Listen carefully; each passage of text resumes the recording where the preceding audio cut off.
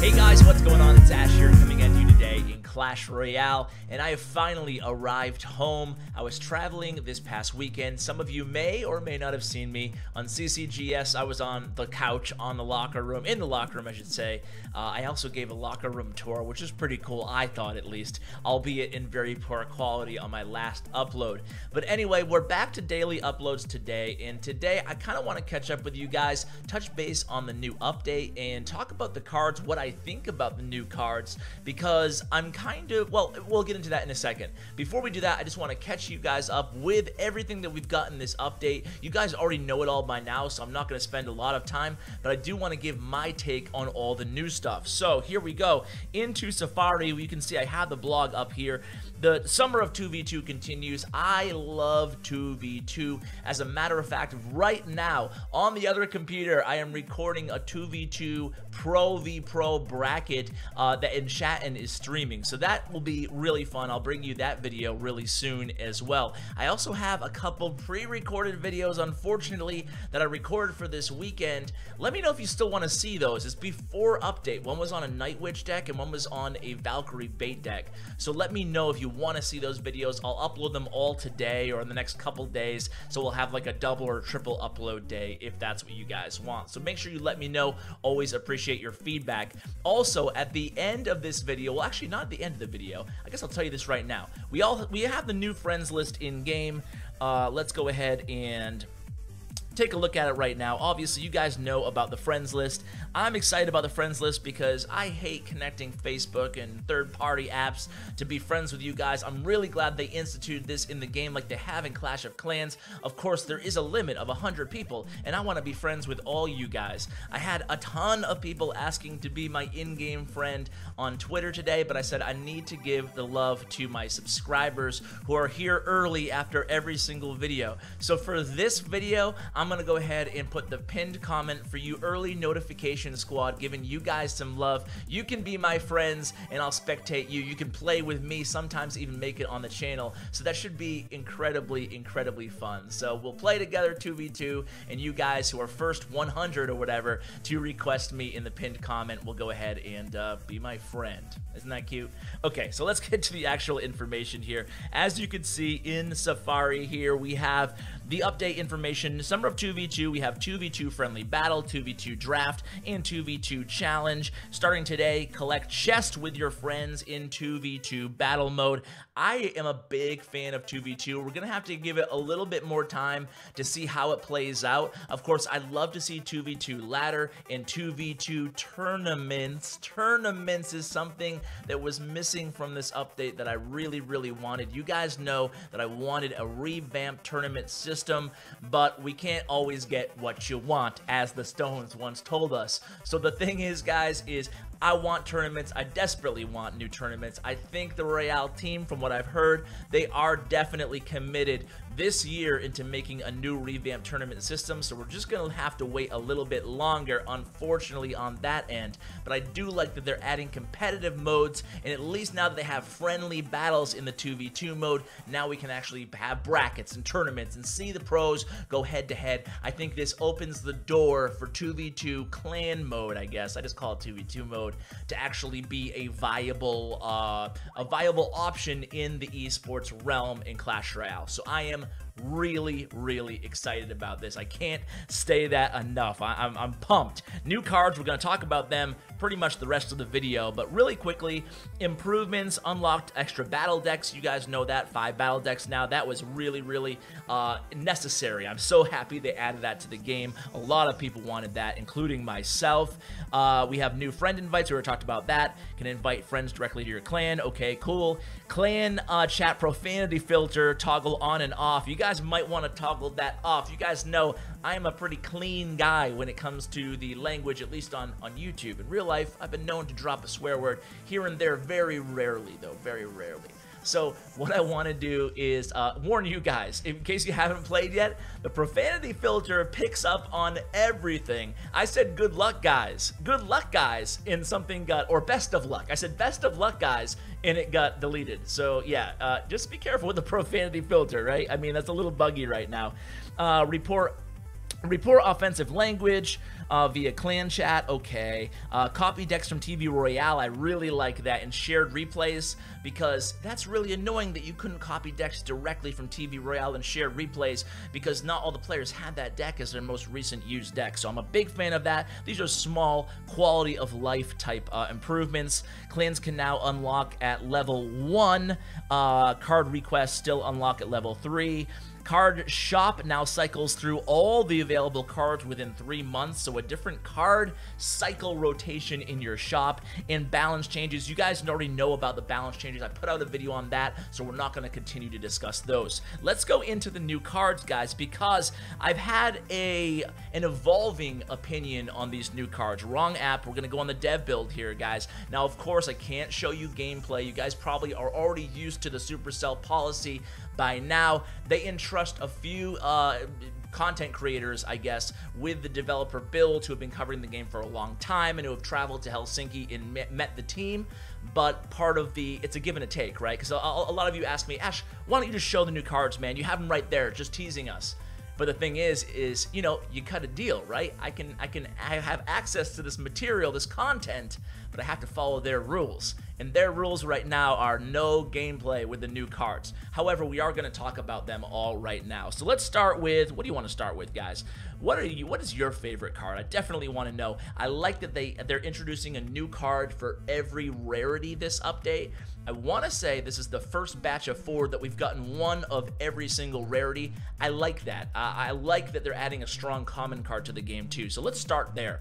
Strong common card, it is the Skeleton Barrel. This is a maxed out Skeleton Barrel, guys. If you guys want to see the stats, basically it's like a Goblin Barrel meets a balloon. It hovers there, and then eventually it will die and drop 8 skeletons. So it's really, really powerful, especially being a common card. Now, I wouldn't go as so far to call it a win condition. It's not really a win condition card, but it's a really, really powerful card, similar to like how the Night Witch, not as powerful as Night Witch. I'm not comparing it to the Night Witch, but in terms of how the Night Witch isn't necessarily a win condition, she's just a very strong support card.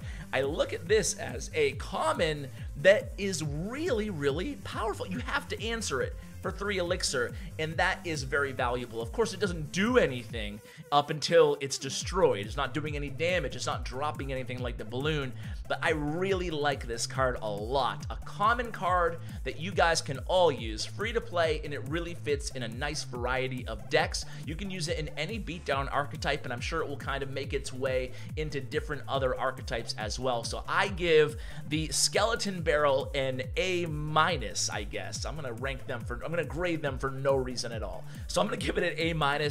I think there's going to be a lot of interesting uses on Skeleton Barrel. I'm happy to see a unique card added. And speaking of unique cards, really all of these cards are unique.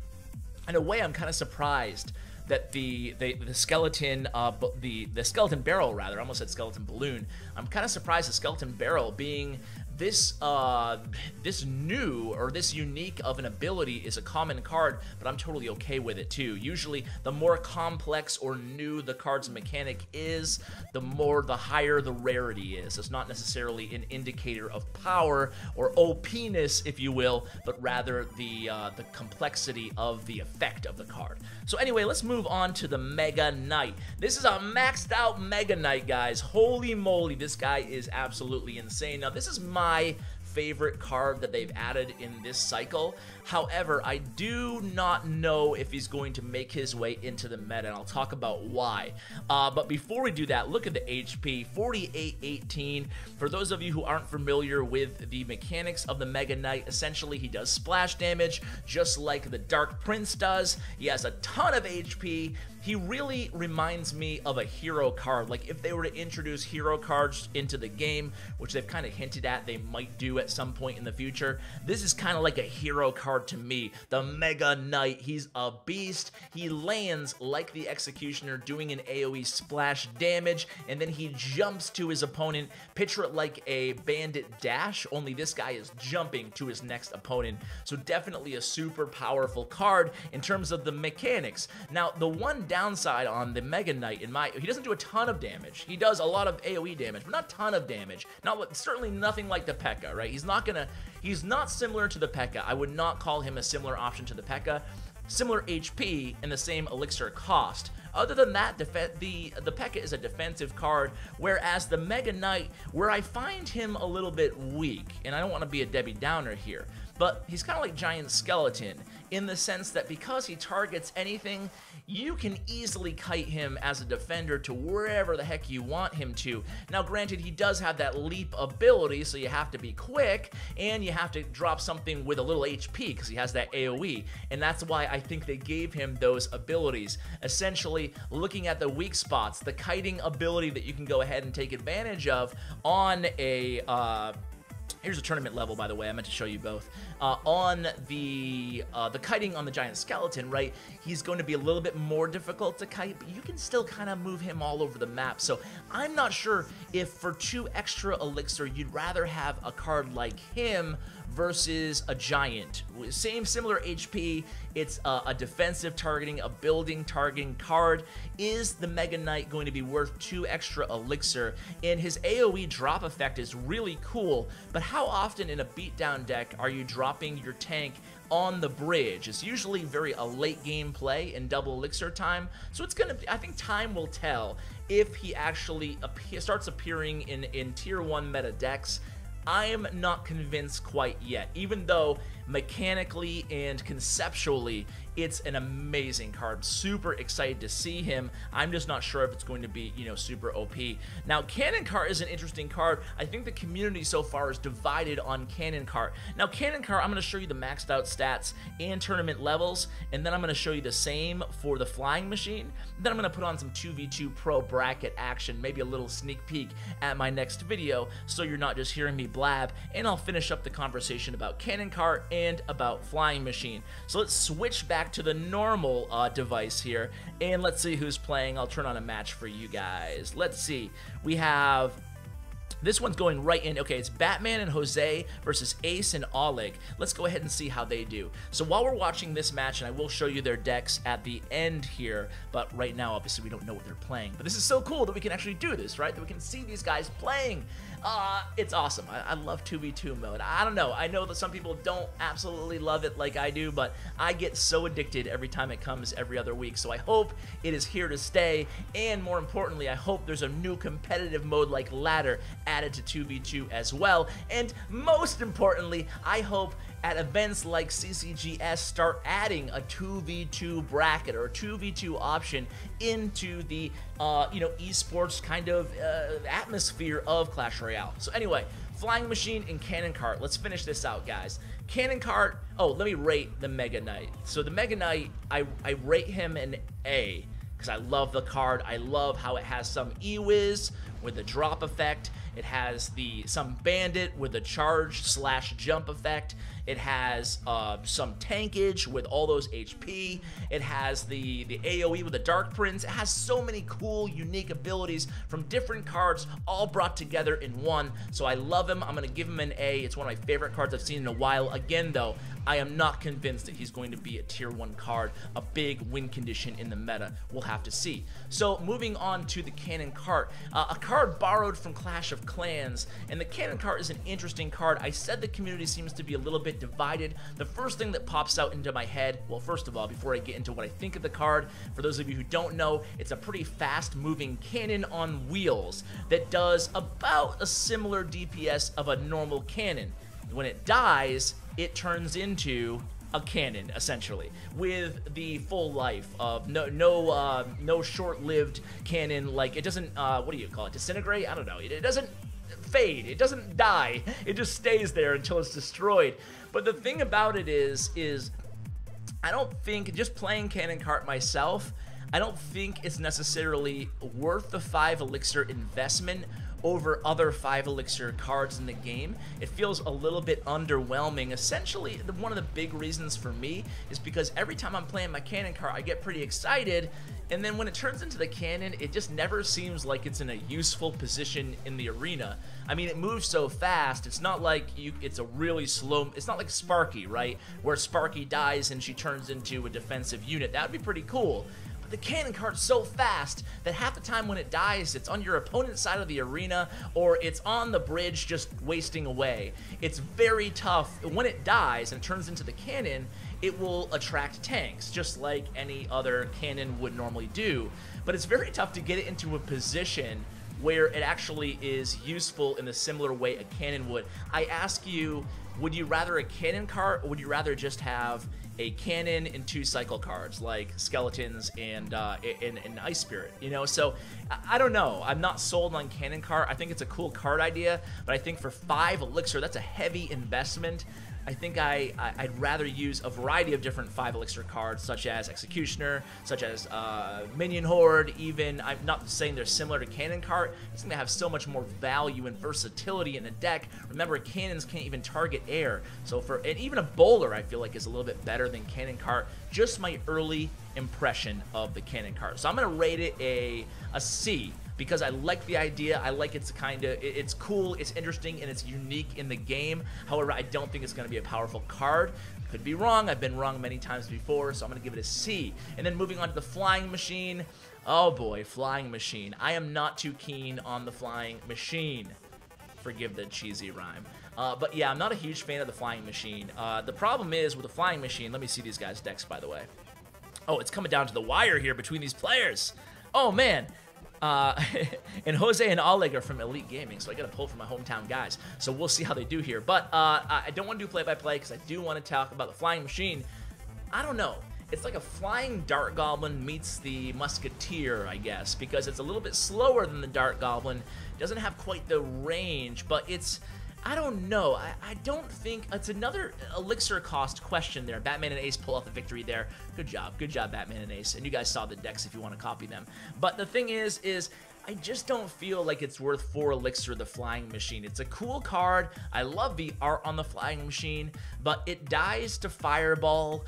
I think I'd rather play a Mega Minion for 3 elixir in almost any deck that I could use the Flying Machine in. I'm just not sure where the Flying Machine fits in a deck where you... of course, it could fit in many decks. Maybe you guys have some ideas that I haven't thought of yet.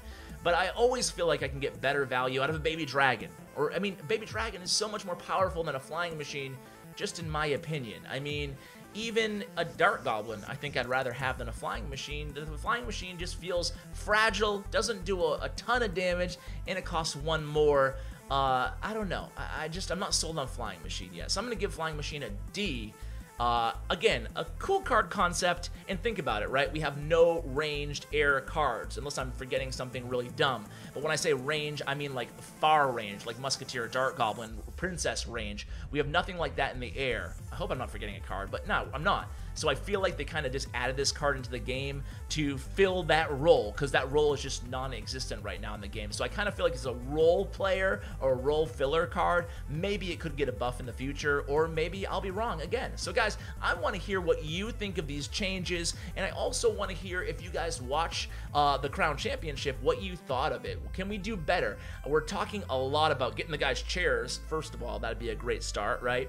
And then beyond that, we're talking about format, how to make the locker room a little bit more interesting as well is high on my priority list, because I don't want to be a lull in the action. I want to be, you know, something worth watching. That's my whole thing. So guys, thank you so much for the support. I really appreciate it. A lot of you guys tuned in, gave me some love, and I just want to give a huge shout out to my whole broadcasting team. They all did a great job, and all the players. I'm in the EU bracket, and these guys are all super good. If you guys didn't watch this Sunday, watch next Sunday. You definitely will not regret it, especially with the balance changes, guys. We might be seeing Witch, Inferno Dragon. We might be seeing Bandit. Time will tell. But guys, I'll see you Sunday, hopefully live. In the meantime, let me know what you think again about those videos. Do you want to put them out from last weekend, or do you want me to just scrap them? Let me know in the comments below, guys.